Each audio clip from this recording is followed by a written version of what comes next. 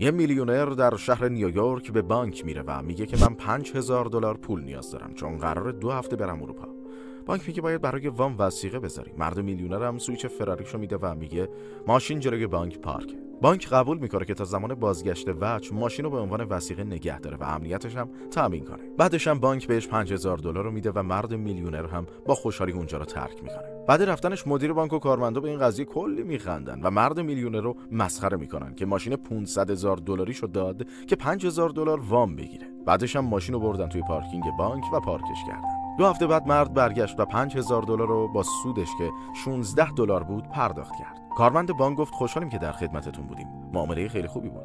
حقیقتا ما خیلی سورپرایز شدیم که به خاطر $5000 ماشین $500,000 تو گذاشتی اینجا. مرد میلیونر جواب داد آخه شما خودتون بگین کجای نیویورک میتونستم ماشینمو پارک کنم برای 2 هفته با امنیت بالا، اونم فقط با $16. حق با شماست. معامله معرکه‌ای بود.